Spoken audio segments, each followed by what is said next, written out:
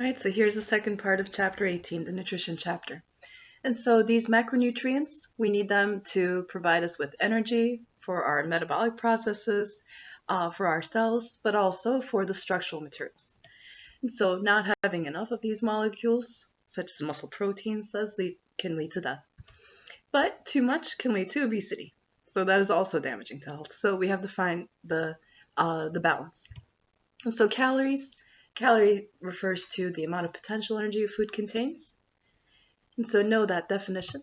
And then here it's just saying that lipids provide us a lot more energy than carbohydrates or proteins. Basal metabolic rates.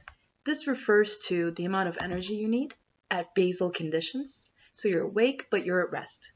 And it could be after overnight fasting. And so this energy is needed to support your organs because your organs constantly need energy to function.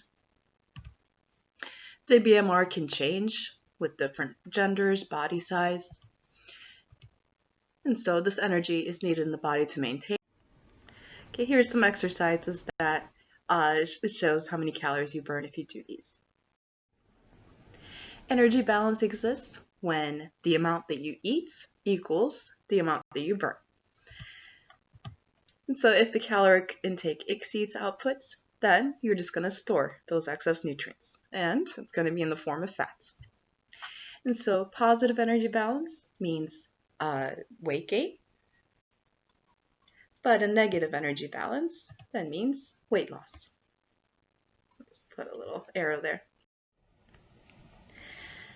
Caloric imbalances can lead to different diseases, not having enough, or having too much.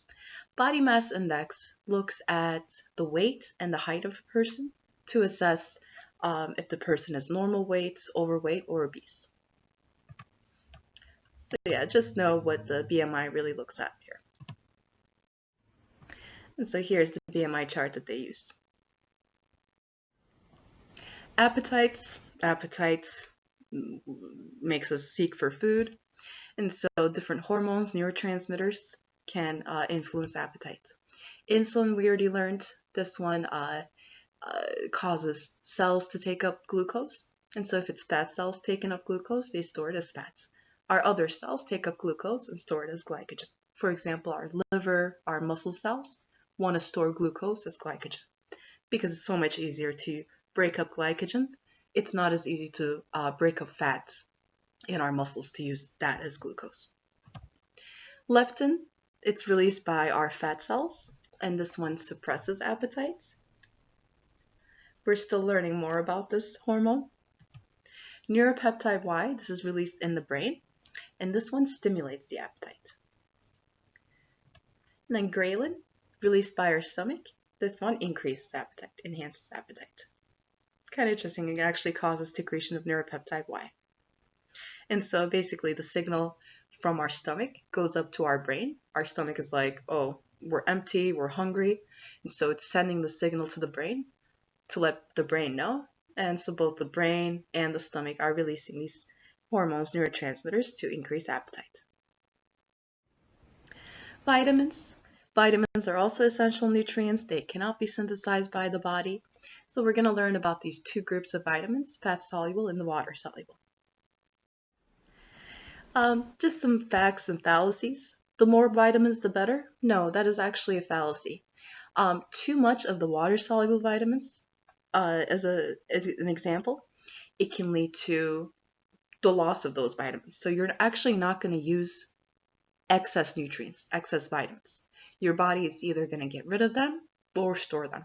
But vitamins don't really get stored, and they get expelled from the body. A varied diet provides all needed vitamins. Now, some people do need vitamin supplements, so especially pregnant breastfeeding women, and so there's kind of a disconnect there. Vitamins provide energy? No, they do not directly give us energy. They just help in the release of energy from the nutrients that we consume. Okay, so the fat-soluble vitamins, these are the vitamins that want to be inside the fat-soluble lipids. Bile salts is an example. of the fat-soluble vitamin absorption, increases the absorption. So here, what I want you to know, different vitamins that are fat-soluble vitamins, A, D, E, K, and know the basic functions of these. They act as antioxidants, calcium absorption, and blood clotting. Then the next, the water-soluble vitamins. These are the B and the C vitamins.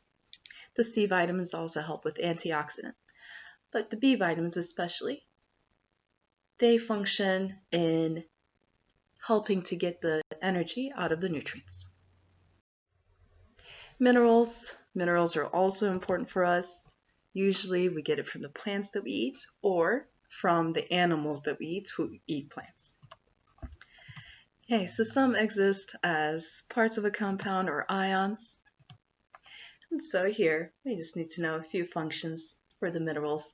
Roles in muscular contraction, nerve impulse conduction, blood coagulation, etc. Here are some of the major minerals. You don't need to memorize these. Trace element, meaning microminerals. So it means that we only need very small amounts of these, but still they're important for us.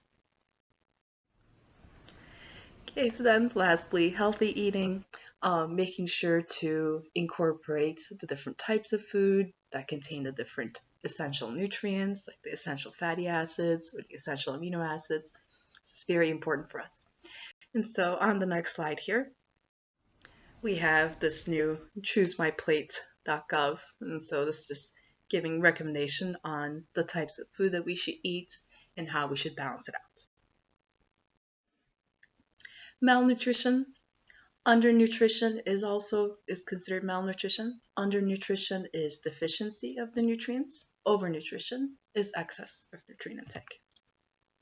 Causes of malnutrition, many different causes. Classification of malnutrition. Primary nutrition is if the malnutrition is from diet alone. Secondary malnutrition refers to if the malnutrition is caused by a disease or disorder. I do know that for your exam. The dietary requirements do decrease over age as we get older. And so here we have the table showing the caloric intake does decrease.